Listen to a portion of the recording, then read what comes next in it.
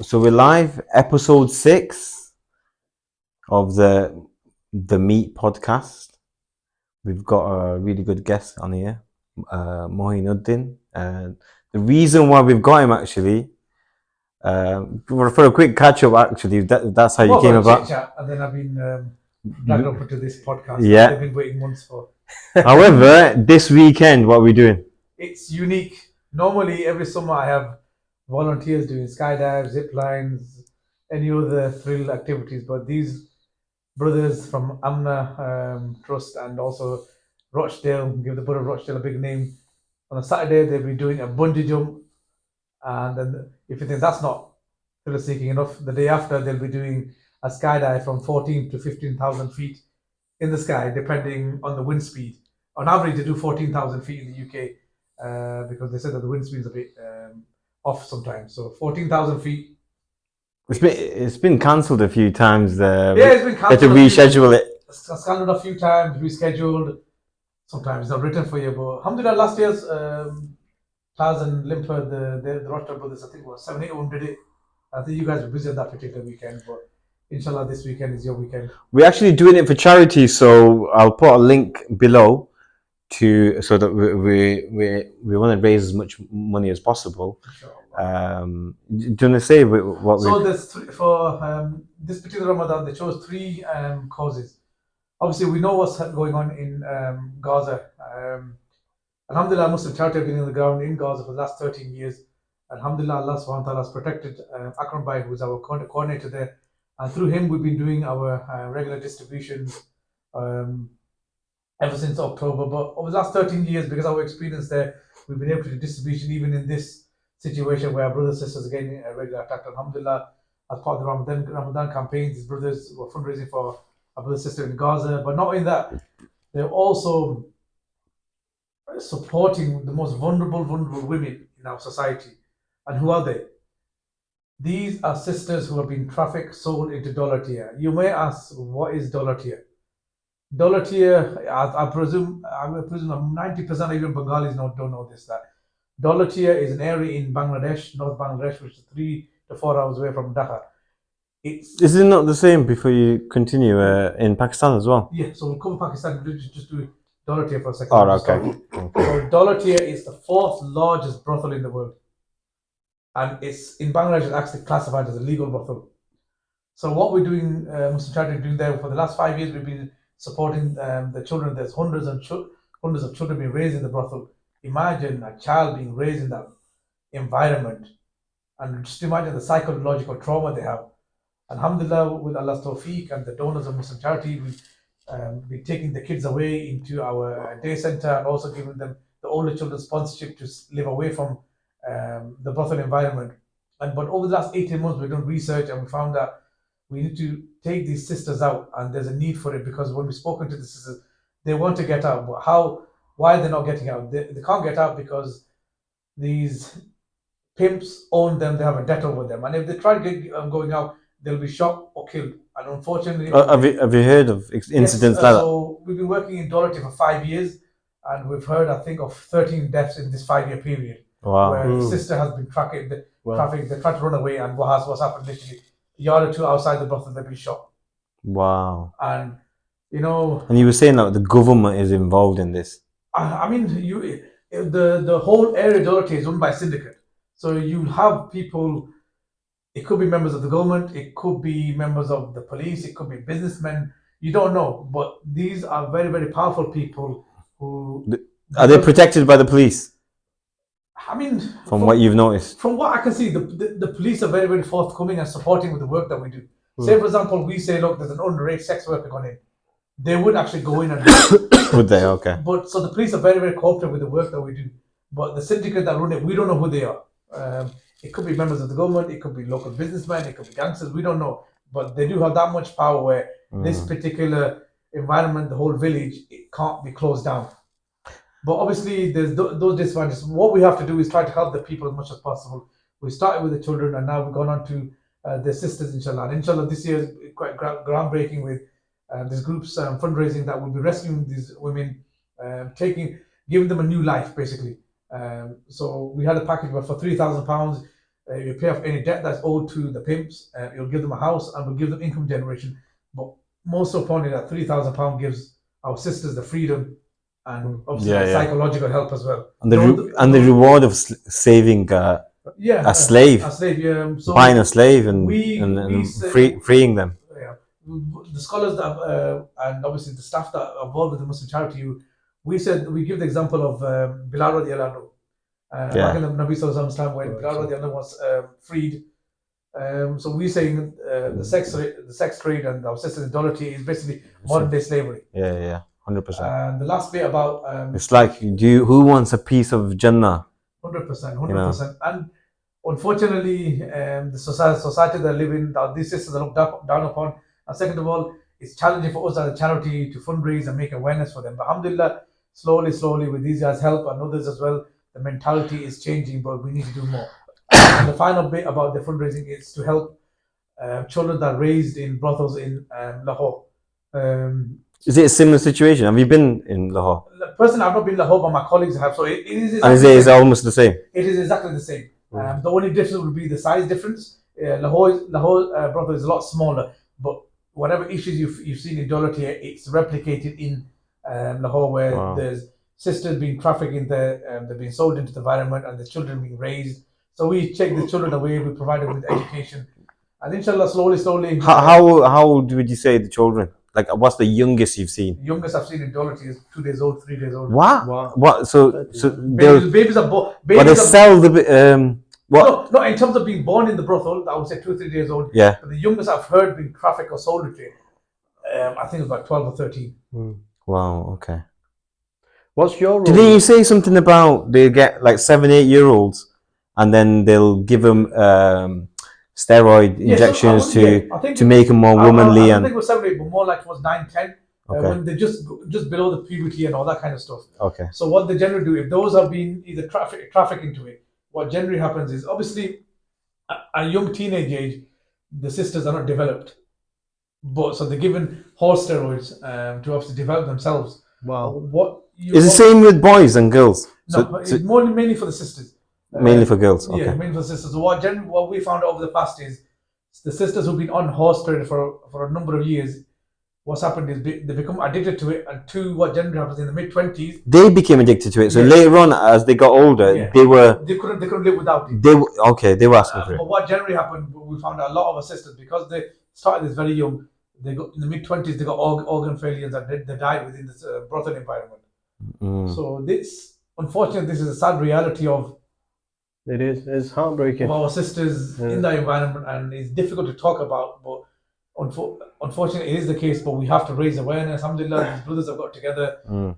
For me, when you charity work, it's not just about fundraising, but it's about giving like the people who don't have a voice the ability to be out there in the world. Alhamdulillah, with social media and the media, we know what happens in Gaza, we know what happens in Yemen, we know what's happening in Syria, and Allah subhanahu wa ta'ala is difficult in the ummah. But these little things that are happening in communities around the world, it's heartbreaking. We as human beings we have to be the voice for them, and we want to make positive strides. What's your role at Muslim Charity? So at the moment, my official job title is a Senior Community Engagement Officer. So I engage with different communities, recruit volunteers, do a lot of fundraising events. But on top of that, I manage volunteer groups to Bangladesh and Lebanon, and also now I'm in the process of starting out a deployment to Pakistan as well. So inshallah, January in Pakistan, I plan to rebuild a village for families that lost everything due to the floods 2 years ago. So what we did that last year, though, didn't we? So you built a lot of homes. Yeah. So I think about 5, 6. 5, 6. Alhamdulillah. But this year I got a concept where I want to build a village with 35 homes, a masjid, shops, water wells. Wow! So a whole village and rebuild like a school for them. Okay. And to be honest, for that big project, like it was about 76. And who is that for then? So that'd be mainly for the poor and needy who are on the streets, but also for families who are still homeless due to the flood that happened 2 years ago in Pakistan, especially the Sindh area. How can you reach out to? How can you volunteer? Well, you can get in touch with, obviously, Ahad or Ajit here, or you can get in touch with myself, Moheen at muslimcharity.com. of the UK, Moheen. Or I'm sure I just can put my number up at the end of the. So you're okay for us to put your mobile number up, yeah? Of course, it's my Okay. work phone, inshallah.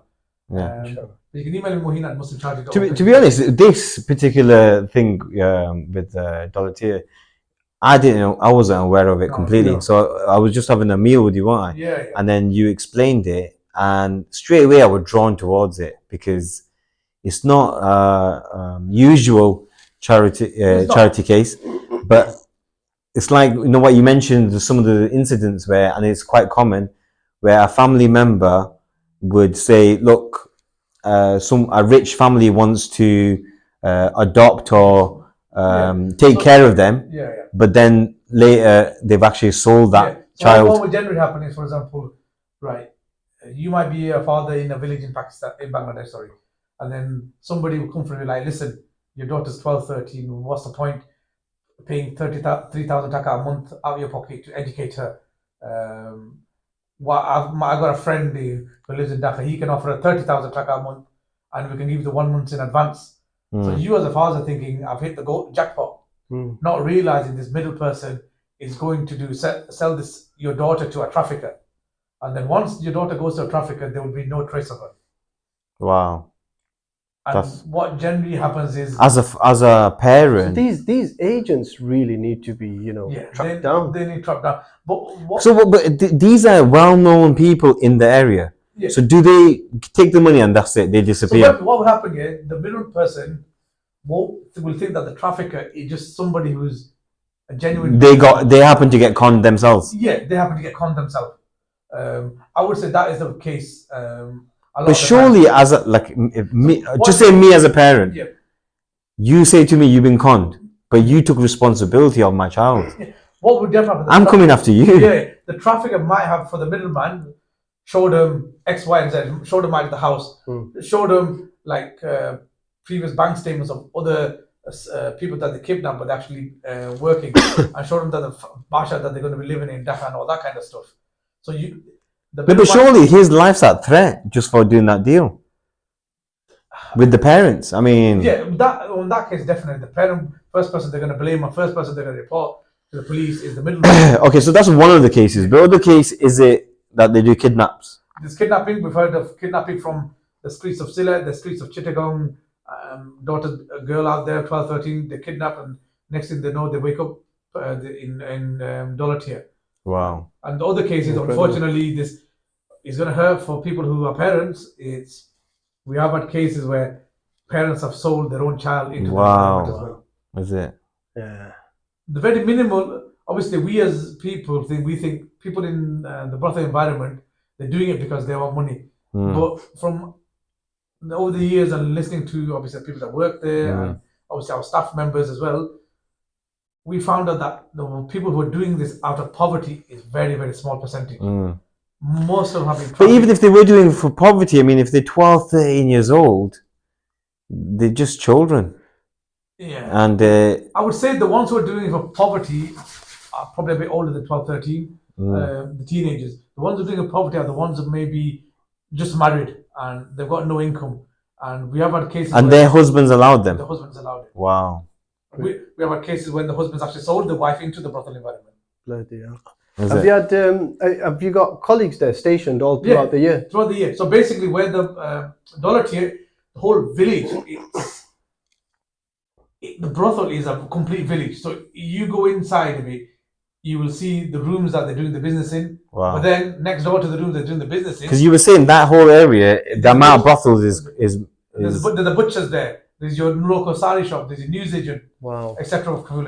Do you know what it reminds me of? Lut alayhi salam. The people of Lut.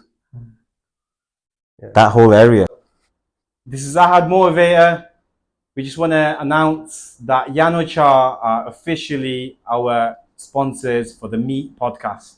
Back to the village itself, it's like any other village in Bangladesh. The main difference is each room, each hut. So I would say probably from the whole meeting room here, maybe even to the far wall there, that's basically one room that our sisters in. And yes, they've been trafficked, but these sisters, the debt increases weekly, because the room that they're forced to do the business in, they have to pay the rent on it to the pimp every single week. They have to take the protection, using contraception pills and all that kind of stuff. They have to pay for that every single week. Obviously, they have to eat, and then for the younger ones, they're taking these horse steroids to obviously enhance themselves. Are they, in that area? If you obviously you've seen it firsthand, you've witnessed it. Are there people there? Do they claim to be Muslims, or are they walking around like Muslims? I'll be honest. I've salamed them all, and they all give me walaikum salam. And so for me, but that's most probably for them. It's a standard welcome. I would say more than. I would say high percentage is Muslim. Is there any masjids there? There's no masjid there, but let's just someone's talked. He mentioned masjid. So unfortunately, up until very recently, like 3 years ago, yes, they're in a bad situation. They're doing something that is haram, or forced to do something that is haram. Most of them. Those sisters that died because they might overdose themselves or they've been killed, etc. Up until 3 years ago, the rites of a janazah was not being done. And as Muslims, we know that it doesn't matter who you are. Yeah. It doesn't matter who your enemy is. If a Muslim passed away, we as Muslims, it's first upon us to give janazah on that person. Yeah. Imagine the final rites of a human being not being done. I think they need a masjid in that area. Yeah, I mean, and let me just touch on why it wasn't being done. So basically, there was an imam who used to come and do the janazah, but then his local community, his local mosque found out he was going into the brothel to give janazah, and he was lynched. For a number of years, imam said, we're not going. Alhamdulillah, through our work, through our colleagues' work, we've now found an imam, especially over the last 3 years. He's now, whenever someone passed away, the news got to, he comes and gives them janazah, the final rites. Yeah. But that gap of 3 years or so, where between the imam being, that previous imam being scared to this new man coming, imagine the number of sisters that have passed away. How many families have you saved so far? In terms of women will be starting this year. So inshallah, as part of you guys' campaign, our plan is to start with 18 sisters this year. The reason why we want to start small is we want to make sure that we're giving the right amount of support to these people. As I said earlier, plus it's because something new, so you're trying to something new. But as I said earlier, we're not just about fundraising. Look, if we did a big campaign, we can raise hundreds and hundreds of thousands of pounds for this project. But who are the most important people are these women that we're trying to rescue. We want to make sure that we give the right psychological help, the right support when they're in their own house, and also give them like an income source. But then these people, they alien to day-to-day society, day-to-day life. So they need help, like waking up in the morning, doing their prayers, putting the laundry out, being normal again. Just imagine the psychological impact before 24 hours a day, besides the hours that you sleep, they're doing what they need you to do.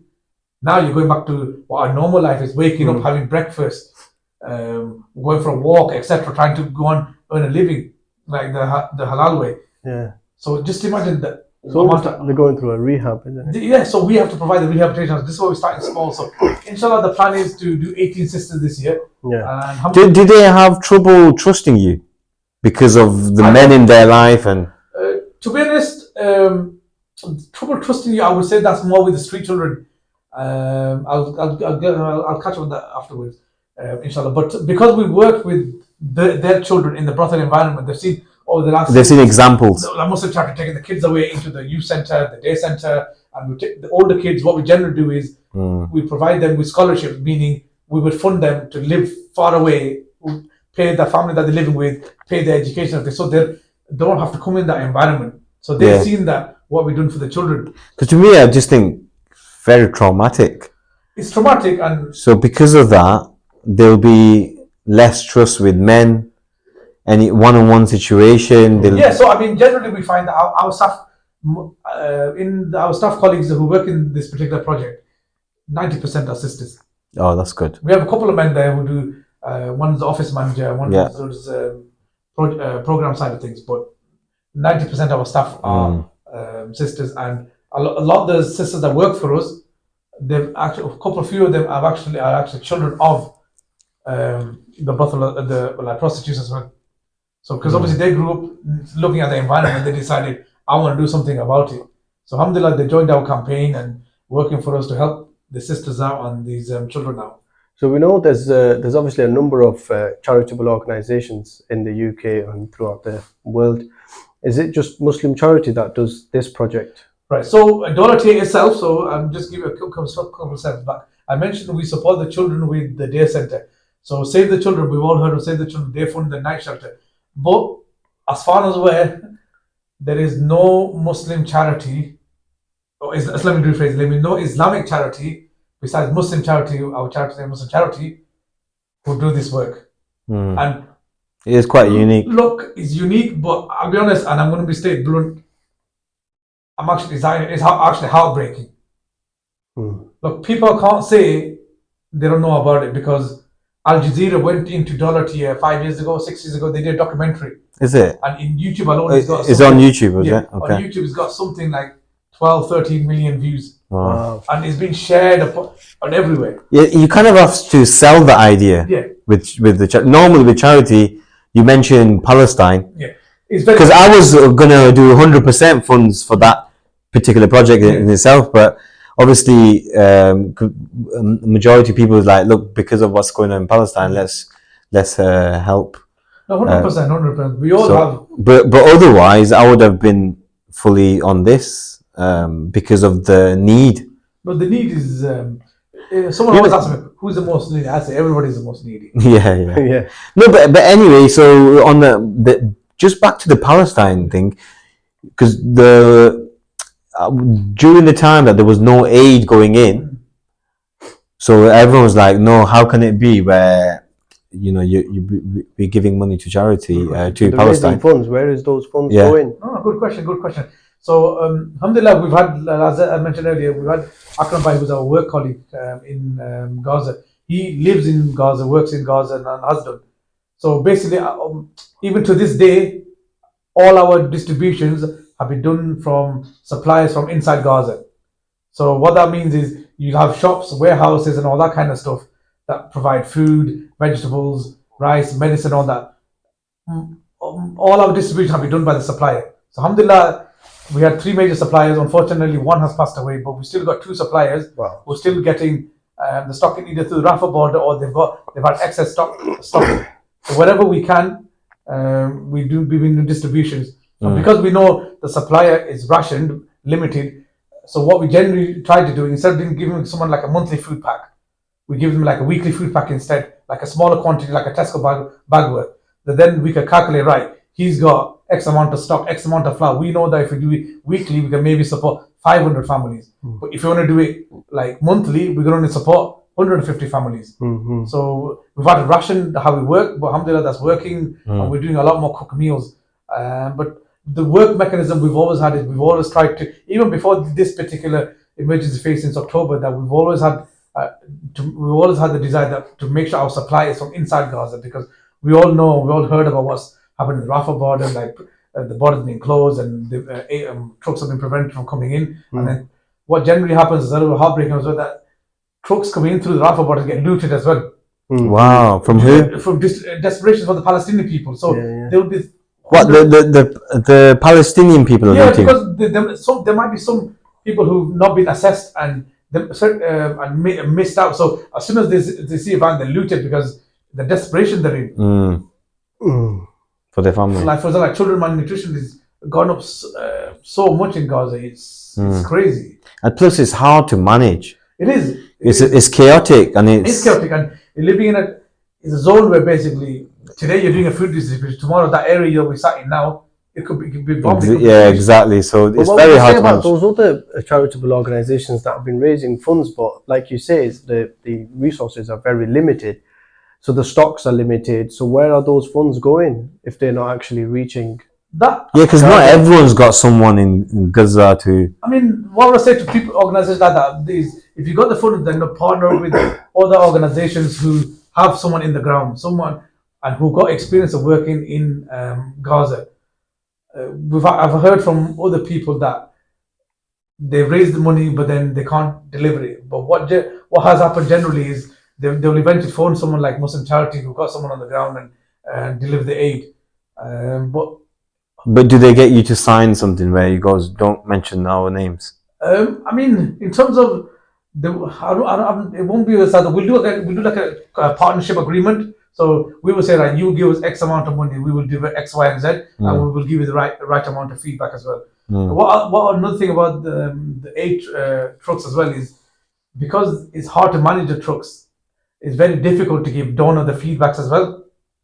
So, for example, you're getting a contractor to take a truck in, he might just take a distribution point, but then you have no media presence to show where the aid work is going. So that's why we want to make sure whatever aid work we do for ourselves and our partner organization is that guys like Akram Bhai can monitor it. Number one, he can say, right, I've got £10,000 worth of stock, I've counted 10,000 people, I've got 200 people on my list, I've allocated to 200 people already.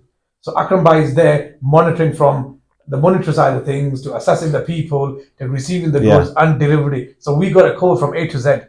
Yeah, that's why it's good to do research beforehand, because now charity it's become a business, hasn't it? No, because I don't know if you remember, but we discussed Turkey earthquake. Obviously, when that happened, and there was funds raised, and they spent the money, but it wasn't actually being delivered to those that needed it. So they're quick to raise the money without any plan in place. Yeah. So again, so which doesn't make sense. It's very, very easy to raise the money, especially in an emergency situation. Everyone will see because it's emotionally involved. The media and the social media, and the heart breaks for them.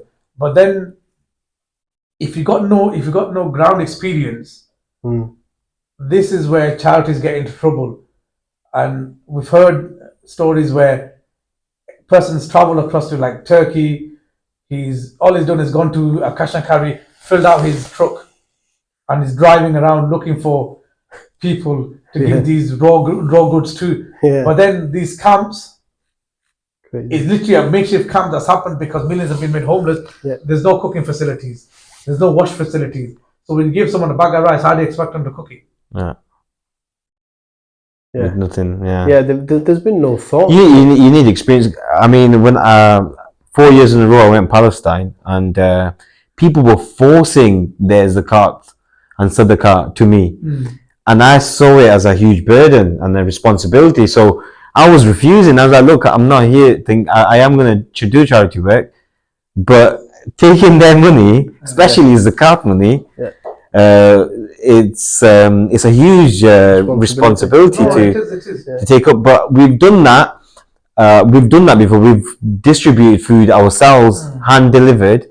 But even then, we found that people it's very hard to get a trustworthy team. No, 100%. So that's why. So everyone's in it to make money. Well, I mean, trustworthy team. You gotta have the right experience as well. No. On that point, I mean, recently there's been a lot of charitable organisation under scrutiny.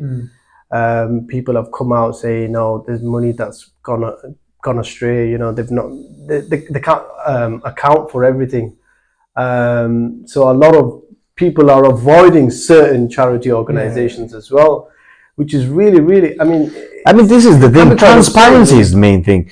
There's going to be workers. Everyone has to make a living. Everyone needs a salary. It's fine to have those. Like I've been told, raise some money for me, and I'll pay you. And I was like, look, when it comes to charity, I do it purely for charity, for nothing else. Unfortunately, there's people out there who they just want to make money quickly, but they don't know how to deliver it. Because sometimes they pay more to the celebrity. All right. So we've had. I think the most common thing at the moment is social media influencers. Yes. So, for example, an average fundraiser in the UK will get between £20,000 and £30,000 for working 12 months in a year, day and night, being the ambassador for these charities, raising 200, 300, £500,000 a year, whatever they may do. And these are put the heart and soul into the charity. But there's some charities out there who would, because they want to raise more money, they will go to an influencer and say, listen, we will pay you X if you deliver X, Y, and Z more. But generally you find that the salary that they're offering the staff member, the social media influencer will get that for doing 2 or 3 posts in 1 week. Wow. Yeah, ridiculous. I know somebody. Yes, they will deliver for raise more money, but you're demotivating your own staff member who. But the part of that money is going to them. Yeah, You're kind of funding yourself. Yeah, so you're motivating your staff member those. But there's my opinion. Yeah, You're as well. motivating your staff member thinking, I'm working day and night hard, and I'm being an ambassador and all that kind of stuff. And some person comes along, gets this contract, earns more than me in a week. Yeah. And you're barely able to live. And you're barely able to live. Yeah, that's true. Let's keep it short then. Do any last messages or? Last message is obviously keep on supporting Muslim charity, keep on supporting Ahad and Ajid with this podcast and supporting the charity endeavors. Obviously, they're doing these challenges this weekend. Allah subhanahu wa ta'ala accept and yeah, we'll post the video, inshallah. Let me know who screams the most. And inshallah, look forward to working with the group in Amra Trust and obviously Ahad, Ajid, Mohan. I'm hoping now they're doing this still challenges.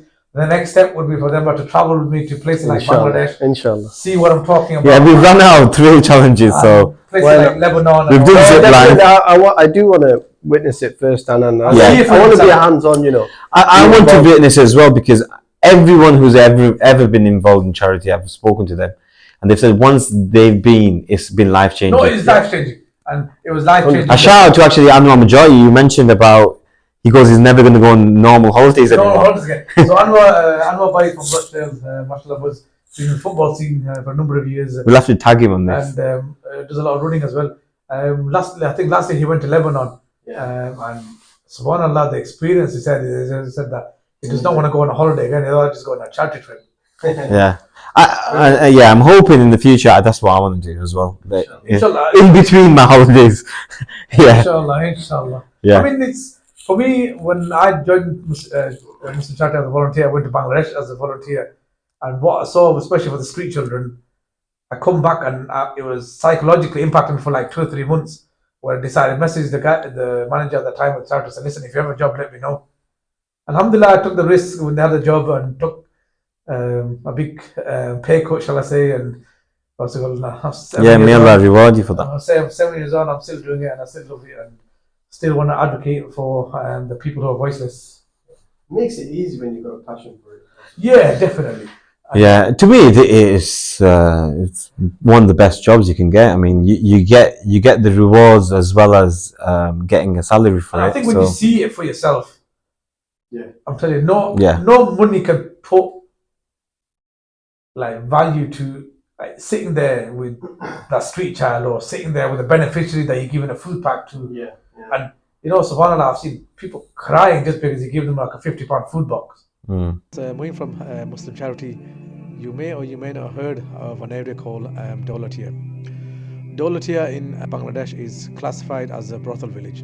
Subhanallah, there's hundreds of kids there, and alhamdulillah, with the last 5 years, Muslim Charity have been supporting those children, keeping them safe, giving them a safe place to stay in our day center.